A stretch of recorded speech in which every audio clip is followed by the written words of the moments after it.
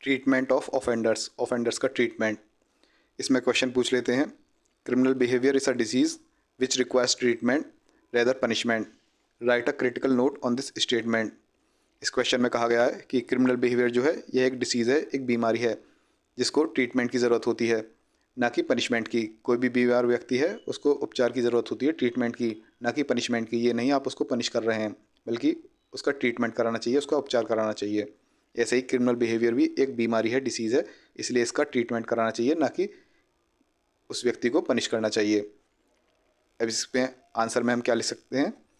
पहले तो ये जो है स्टेटमेंट ये फोकस कर रहा है ट्रीटमेंट पे, कि हमें ट्रीटमेंट को प्रेफरेंस देनी चाहिए पनिशमेंट के ऊपर। तो इस चीज़ के लिए कुछ सपोर्टिंग आर्गूमेंट्स हो सकते हैं और कुछ काउंटर आर्गूमेंट्स हो सकते हैं। तो पहले सपोर्टिंग आर्गूमेंट्स देख सकते हैं जो कहते हो कि हाँ ट्रीटमेंट को प्रेफर करना चाहिए पनिशमेंट के ऊपर। तो इसमें पहला है root cause. Many crimes originate from mental health issues and socio economic factors. बहुत से क्राइम्स जो होते हैं मेंटल हेल्थ इश्यूज और सोशियो इकोनॉमिक फैक्टर्स के कारण होते हैं।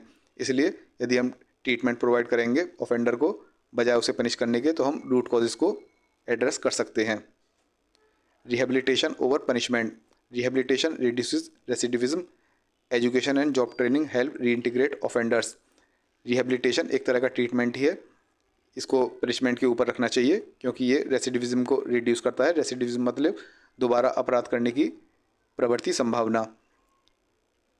Education and job training help reintegrate offenders. Rehabilitation के बाद एजुकेशन मिलेगी, जॉब ट्रेनिंग मिलेगी, तो इससे ऑफेंडर जो है वह वापस समाज में रीइंटीग्रेट हो सकता है और उससे अंदर दोबारा अपराध करने की जो संभावना है वह कम हो जाएगी।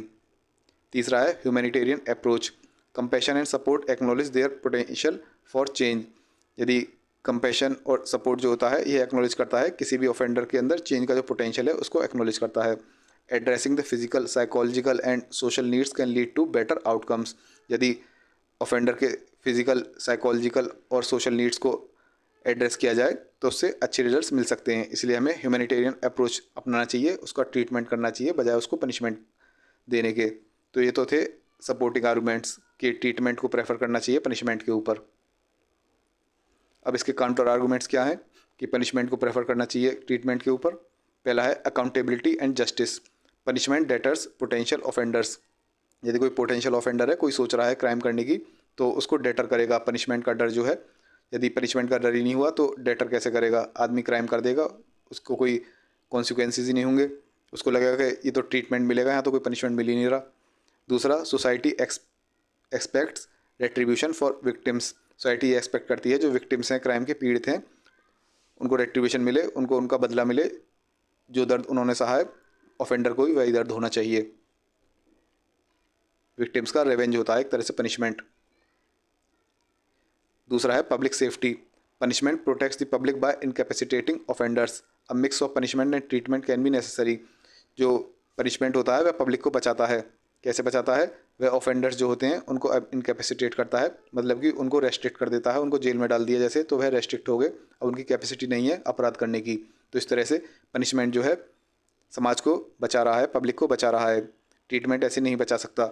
इसलिए पनिशमेंट और ट्रीटमेंट का मिक्स जो है दोनों को एक साथ लेके चलें वो ज़्यादा अच्छा है, बजाय केवल ट्रीटमेंट देने के अपराधी बाहर घूम रहा है कुछ भी कर दे। Resource allocation. Rehabilitative programs require significant resources. जो प्रोग्राम्स होते हैं ट्रीटमेंट के, जैसे रिहेबिलिटेटिव प्रोग्राम्स होते हैं, और में काफ़ी सिग्निफिकेंट रिसोर्सेज, बहुत ही ज़्यादा रिसोर्सेज लगते हैं, बहुत ज़्यादा फंड्स, इंफ्रास्ट्रक्चर, ट्रेन पर्सनल वगैरह ये सब चाहिए होते हैं। दूसरा, not all offenders respond to treatment. सभी ऑफेंडर ट्रीटमेंट से ठीक भी नहीं होते। आप ट्रीटमेंट देते रहो, अपराधी ऐसा उससे कोई फ़र्क ही नहीं पड़ रहा, वो मज़े में है। कंक्लूजन में क्या लिख सकते हैं? Balancing treatment and punishment is essential for effective criminal justice. Treatment और पनिशमेंट को बैलेंस में ले लिया जाए तो यह काफ़ी एसेंशियल है इफेक्टिव क्रिमिनल जस्टिस के लिए। An integrated approach may be the best solution. Best solution क्या होगा? एक इंटीग्रेटेड अप्रोच जिसमें ट्रीटमेंट और पनिशमेंट दोनों हों। अब ट्रीटमेंट में ही एक दूसरा क्वेश्चन आ जाता है कभी कभी, वह है imprisonment viewed as a form of treatment of the offender is paradoxical. इसके ऊपर कमेंट कीजिए। इसमें कहा है इम्प्रिजनमेंट को एक ट्रीटमेंट के फॉर्म में देखना ये पैराडॉक्सिकल है, क्योंकि इम्प्रिजनमेंट एक तरह से पनिशमेंट है और ट्रीटमेंट उसका अपोजिट है। और दोनों चीज़ों को एक ही कह रहे हैं तो ये पैराडॉक्सिकल है, बहुत ही कॉन्ट्राडिक्टरी एक तरह से, यह कन्फ्यूजन पैदा करता है, बहुत ही स्ट्रेंज है सुनने में। किसी को जेल में डाल दो और कहो ये इसका ट्रीटमेंट हो रहा है। इसके आंसर में क्या लिख सकते हैं? Viewing imprisonment as a form of treatment for offenders is paradoxical due to several reasons. ये बहुत ही स्ट्रेंज है सुनने में, बहुत ही कॉन्ट्राडिक्टरी है फॉलोइंग रीजंस के कारण। पहला, punitive nature. Imprisonment primarily serves as punishment rather than treatment. जो इम्प्रिजनमेंट का मेन काम है, प्राइमरी काम है, वह पनिशमेंट का है। पनिशमेंट देने के लिए ही इम्प्रिजनमेंट किया जाता है, व्यक्ति को जेल में डाला जाता है बजाय उसे ट्रीट करने के। उसको ट्रीटमेंट के लिए जेल में नहीं डाला जाता। इम्प्रिजनमेंट का मेजर नेचर ही जो है प्यूनिटिव है, पनिश करना है। दूसरा, लिमिटेड रिहेबिलिटेशन अपॉर्चुनिटीज़। इम्प्रिजनमेंट में, प्रिजन के अंदर जब डाल दिया जाता है, प्रिजन्स के अंदर जो रिहेबिलिटेशन के लिए रिसोर्सेज और प्रोग्राम्स चाहिए होते हैं वहाँ लैक करते हैं, वहाँ पे इतने रिसोर्सेज होते नहीं हैं कि व्यक्ति का ट्रीटमेंट किया जाए जेल के अंदर। Negative effects. Imprisonment can exacerbate issues and lead to negative outcomes. Imprisonment से, जेल में डालने से इश्यूज और भी बिगड़ सकते हैं और इनका नेगेटिव आउटकम आ सकता है। Social reintegration challenges. सोसाइटी में वापस रीइंटीग्रेट करने में चैलेंजेस आते हैं। Lengthy incarceration can hinder successful reintegration. Incarceration imprisonment को ही कहते हैं, जेल में डालने को ही कहते हैं। लंबे समय तक यदि किसी व्यक्ति को जेल में डाल दिया तो उसे वापस समाज में रीइंटीग्रेट करने में काफ़ी बाधाएं आएंगी। नेक्स्ट है स्टिग्मेटाइजेशन एंड लेबलिंग। स्टिग्मा कहते हैं कलंक लगना। The stigma of imprisonment can perpetuate criminal behaviour. ये इम्प्रिजनमेंट का एक स्टिग्मा होता है, कोई व्यक्ति जेल गया है तो सदा के लिए उसके ऊपर एक तरह से कलंक लग गया कि ये तो जेल में गया है, लोग लेबल करने लगेंगे, कहने लगेंगे ये तो गुंडा है, बदमाश है, मवाली है।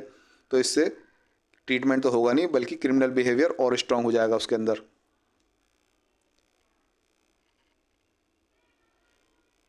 अब एक बार इसका रिवीजन कर लेते हैं। पहला है कि क्रिमिनल बिहेवियर एक डिसीज़ है, उसका ट्रीटमेंट करना चाहिए बजाय उसको पनिश करने के। तो इसमें सपोर्टिंग आर्गूमेंट्स क्या थे? कि सपोर्टिंग आर्गूमेंट्स थे कि ट्रीटमेंट बेहतर है पनिशमेंट से। पहला है कि ये रूट कॉज को जो है एड्रेस करता है। दूसरा, रिहेबिलिटेशन से ऑफेंडर्स रीइंटीग्रेट हो जाते हैं सोसाइटी में, जिससे कि दोबारा अपराध करने की संभावना कम हो जाती है।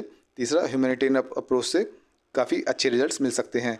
इसके काउंटर आर्गूमेंट क्या है जिसमें बताया गया है कि पनिशमेंट ज़्यादा बढ़िया है ट्रीटमेंट से? वह है कि अकाउंटेबिलिटी और जस्टिस। एक तो पनिशमेंट जो है वह डेटर करता है, कोई भी अपराध करने की सोचेगा भी नहीं पनिशमेंट के डर से। दूसरा, सोसाइटी जो है वह पनिशमेंट को क्या कहते हैं, एक तरह से रेट्रीब्यूशन की तरह मानती है कि विक्टिम का रिवेंज मिला है, विक्टिम को अपना बदला मिला है। दूसरा, पब्लिक सेफ्टी। पनिशमेंट से जो है जो ऑफेंडर्स होते हैं उनको इनकैपेसिटेट कर दिया जाता है, उनको रेस्ट्रिक्ट कर जाता है, जेल में डाल दिया जाता है, जिससे कि पब्लिक सेफ रहे। उसके बाद है रिसोर्स एलोकेशन। ट्रीटमेंट के लिए काफ़ी रिसोर्सेज चाहिए होते हैं, इंफ्रास्ट्रक्चर चाहिए होता है, और सभी ऑफेंडर्स ट्रीटमेंट से रेस्पॉन्ड नहीं करते, उन पर कोई असर नहीं पड़ता। ज़रूरी नहीं सभी ऑफेंडर्स ट्रीटमेंट से रेस्पॉन्ड करें, ट्रीटमेंट का उनके ऊपर कोई असर हो। दूसरा क्वेश्चन था कि इम्प्रिजनमेंट को एक तरह से ट्रीटमेंट मानना पैराडॉक्सिकल है। क्यों? क्योंकि एक तो इम्प्रिजनमेंट का प्यूनिटिव नेचर है, ये इसका मेन पर्पस पनिश करना है ना कि ट्रीट करना है। दूसरा, प्रिजन्स में रिहेबिलिटेशन के जो रिसोर्सेज और प्रोग्राम्स होते हैं वो काफ़ी लिमिटेड होते हैं। तीसरा, इम्प्रिजनमेंट से नेगेटिव इफेक्ट होगा, इश्यूज़ जो हैं और बिगड़ सकते हैं। चौथा, जो ऑफेंडर है उसे वापस समाज में रीइंटीग्रेट करने में काफ़ी बाधाएं आ सकती हैं, क्योंकि यदि वह व्यक्ति काफ़ी लंबे समय से जेल में है तो वह समाज में अच्छे से रीइंटीग्रेट नहीं हो पाएगा। स्टिग्मा उस पर एक तरह से कलंक लग जाएगा कि वह तो जेल में होकर आया है, ये तो अपराधी है, गुंडा है, मवाली है, जिससे कि क्रिमिनल बिहेवियर और स्ट्रांग बनेगा। फुल कोर्स जो है क्रिमिनोलॉजी का वह आपको मिलेगा वेबसाइट www.dcllb.com पर। फुल कोर्स में आपको क्रिमिनोलॉजी के सभी टॉपिक्स की वीडियोस मिलेंगी और क्रिमिनोलॉजी के नोट्स की PDF फाइल मिलेगी।